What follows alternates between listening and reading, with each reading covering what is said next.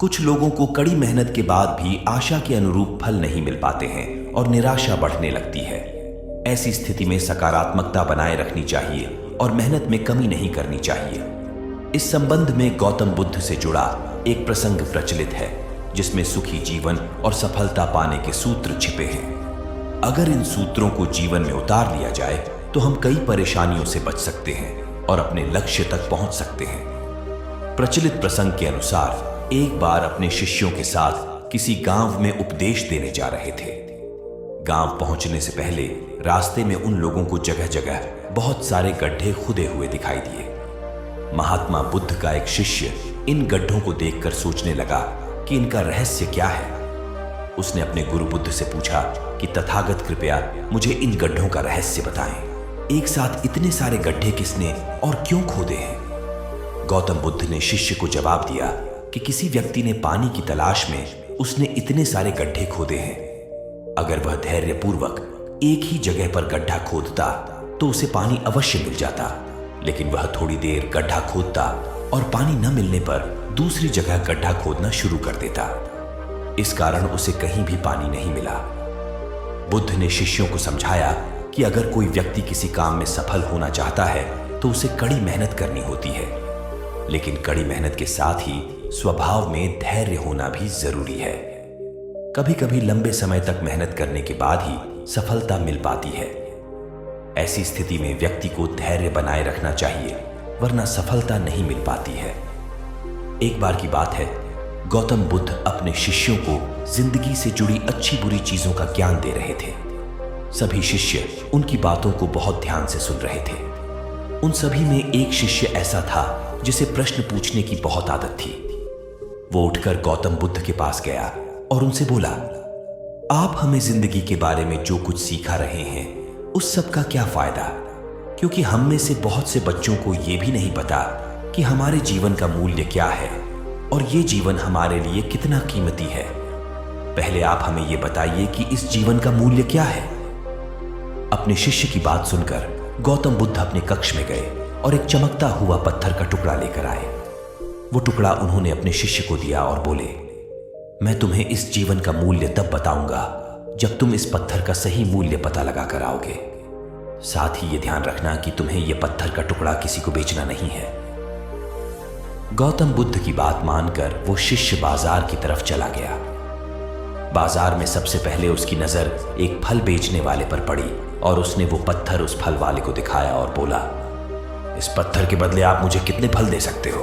फल वाला बोला, ये पत्थर कुछ खास तो नहीं है, लेकिन फिर भी इसके बदले में तुम्हें 10 केले दे सकता हूं। वो शिष्य उस पत्थर को लेकर आगे चला गया। फिर उसे एक सब्जी वाला मिला। शिष्य ने उस सब्जी वाले से उस पत्थर की कीमत पूछी। सब्जी वाले ने उस पत्थर को ध्यान से देखा और बोला, इस पत्थर की कीमत के बदले में तुम्हें ज्यादा से ज्यादा एक बोरी भरकर सब्जियां दे सकता हूं। इसके बाद वो शिष्य उस पत्थर को लेकर एक सोने के व्यापारी के पास गया। उस पत्थर की टुकड़े की चमक देखते ही उस सुनार ने उसकी कीमत 100 सोने के सिक्के लगाई।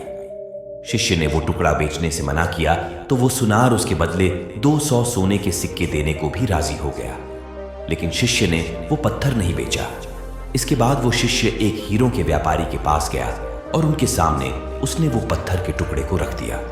उस पत्थर को देखते ही हीरों के व्यापारी ने एक साफ कपड़ा बिछाया, उस पत्थर को उसके ऊपर रखा, फिर उसकी परिक्रमा की और हाथ जोड़कर उस पत्थर को कपड़े में लपेटते हुए वो बोला, तुम जिसे मामूली पत्थर समझकर उसकी कीमत पूछ रहे हो, असल में ये एक बेशकीमती रूबी है। ऐसा रूबी हर किसी को नहीं मिलता। मैं अगर अपना सब कुछ बेच भी दूं तो भी इसकी कीमत नहीं चुका सकता। उस व्यापारी की बातें सुनकर वो शिष्य हैरान हो गया। वो दौड़ा दौड़ा सीधा बुद्ध के पास आया और उन्हें उसने जो कुछ भी बाजार में हुआ वो सब बताया। उसकी अचरज भरी बातें सुनकर गौतम बुद्ध बोले, तुम्हारे सवाल का जवाब इस रूबी की कीमत में ही छिपा है। हमारा जीवन भी एक रूबी है। रूबी की तरह ये भी बेशकीमती है, लेकिन हम इस बात को हमेशा नजरअंदाज करते हैं और अपने जीवन का मूल्य नहीं समझते। हम दूसरों को देखकर और उनके जैसा जीवन जीने की कोशिश में अपने जीवन की कीमत को कम कर देते हैं। हम ये सोचते हैं कि हमारी जिंदगी की कीमत वही है जो दूसरे हमें बताते हैं, लेकिन ये बात हमेशा ध्यान रखना कि सामने वाला अपनी हैसियत, बुद्धि और अपनी समझ के हिसाब से तुम्हारी कीमत लगाता है। जिंदगी सिर्फ एक बार मिलती है, इसलिए इसको बर्बाद ना करें। अपनी जिंदगी को उतना ही कीमती समझें जितना कीमती आप अपने बैंक में रखें रुपयों को समझते हैं।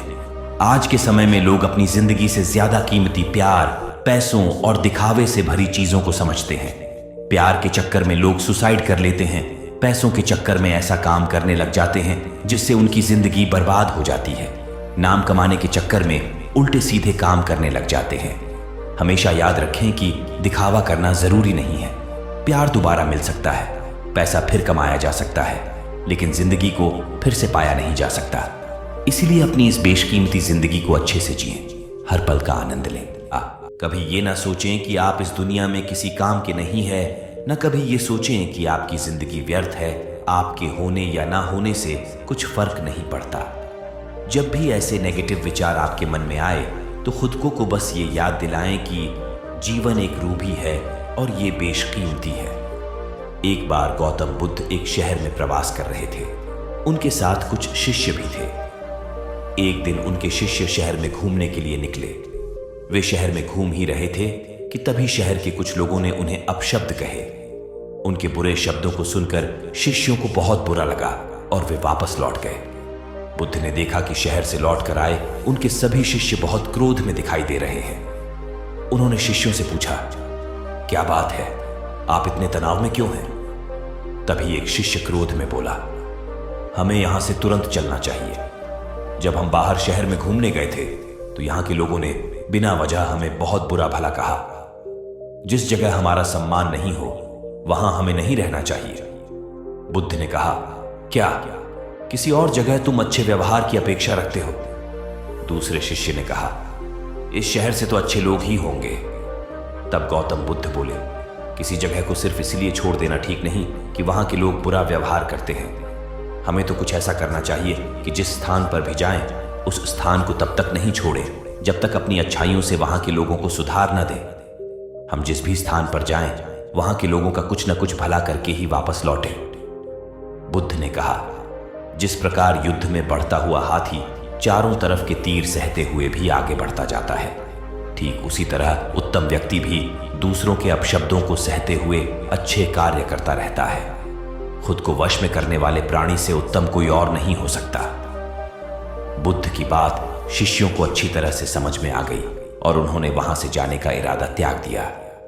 महात्मा बुद्ध एक गांव में प्रवचन सुना रहे थे। उन्होंने पास हुए लोगों के समीप अपनी मधुर वाणी से सभी को संबोधित करते हुए बताया कि हर किसी मनुष्य को धरती मां की तरह सहनशील तथा क्षमाशील होना चाहिए। क्रोध मानव का ऐसा शत्रु है जो दूसरों को तो हानि पहुंचाएगा, साथ में खुद भी उससे नहीं बच पाएगा। इसलिए क्रोध, ईर्ष्या मानव की सबसे बड़े शत्रु है। सभा में सभी लोग शांति से उनकी बात को ध्यानपूर्वक सुन रहे थे। तभी वहां उस सभा में एक अति क्रोधी व्यक्ति भी उपस्थित था। वह पहले तो उनकी बात सुनता रहा, फिर वह अचानक महात्मा जी से क्रोधित होकर बोला। बोलते समय उसका आंखें खून के समान लाल हो रही थी। उसने बोला कि तुम ढोंगी हो, यहां बैठकर लोगों को बेवकूफ बना रहे हो। ये जो भी तुम कुछ कह रहे हो ना, इसको सचमुच करना बहुत मुश्किल है, समझे? तुम्हारी इन बातों का कोई मतलब नहीं है। ये सब बातें कोई मायने नहीं रखती। असल जिंदगी में कहानी सुनाना बंद करो, धूर्त महात्मा, और जहां से आए हो वहीं चले जाओ। ऐसे कठोर वचन सुनकर भी महात्मा जी ने उस क्रोधी पुरुष का कोई विरोध नहीं किया और न ही उसकी बातों पर कोई भी प्रतिक्रिया दी। वह शांत रहे और अपना काम करते रहे, जिससे वह पुरुष और भी क्रोधित हो गया। उसकी समझ नहीं आया वह क्या करे। तब उस पुरुष ने महात्मा जी के मुंह पर थूक कर चला गया। अगले दिन जब उस व्यक्ति का क्रोध शांत हुआ और उसे अपनी गलती का पछतावा हुआ, तब वह आत्मग्लानि में जलने लगा और फिर उसने सोचा कि उस महात्मा से मुझे माफी मांगनी चाहिए। वह महात्मा जी की खोज में उसी स्थान पर गया जहां महात्मा जी कल प्रवचन दे रहे थे। लेकिन महात्मा जी वहां कहां मिलने वाले थे? वह तो अपने शिष्यों के साथ अन्य किसी गांव की यात्रा पर निकल पड़ी थे। वह पुरुष सब लोगों से महात्मा जी के बारे में पूछता उस स्थान पर पहुंच गया जहां की महात्मा जी प्रवचन कर रहे थे। तब उस पुरुष को महात्मा जी के शिष्यों ने उसे उनके पास जाने से रोका, लेकिन महात्मा जी ने अपने शिष्यों को आदेश दिया कि आने दे उस पुरुष को। तब वह पुरुष महात्मा जी के चरणों पर गिर गया। उनसे बोला, मुझे क्षमा कीजिए महाराज। उसने महात्मा जी से पूछा, क्या आप भूल गए हो कि मैं वही जिसने कल आपका इतना अपमान किया था? मैं अपने दुष्ट कृत्य की आपसे माफी मांगता हूं। तब महात्मा जी ने बड़ी शालीनता से उस पुरुष से बोले कि कौन सी बात? तब उस पुरुष ने बड़ी हैरानी से महात्मा जी की ओर देखा। महात्मा जी बोले कि मैं तो बीती बातें वही छोड़े आया, क्योंकि बीता हुआ कल कभी वापस लौट कर नहीं आता। इसलिए बीती हुए बातों की वजह से आज और अपना आने वाला कल नहीं बिगड़ना चाहिए। जो हो गया सो हो गया। तुम्हें अपनी भूल का एहसास हुआ, यही सबसे बड़ी बात है। तुम अपनी गलती को मान लिए, सो तुम अब निर्मल हो गए हो। इसलिए कोई भी ग्लानि अपने मन में नहीं रखो। अपने आने वाले कल के बारे में विचार करो और उसे सुधारने का प्रयास करो। महात्मा जी की बात सुनकर उस पुरुष के मन का भार हल्का हो गया और उसने महात्मा जी के चरणों को पकड़ डैट कर कहा, आज से मैं अपने क्रोध का त्याग करता हूं और धैर्यवान और क्षमाशील होने का प्राण आज से लेता हूं। तो दोस्तों, हमें इस कहानी से यह प्रेरणा मिलती है कि यदि अपने बीते हुए कल की गलती को लेकर हमें वर्तमान में उसका पछतावा न कर, उस गलती को हमें अपने भविष्य में कभी नहीं करना चाहिए, क्योंकि दोस्तों बीता हुआ कल कभी लौटकर वापस नहीं आता।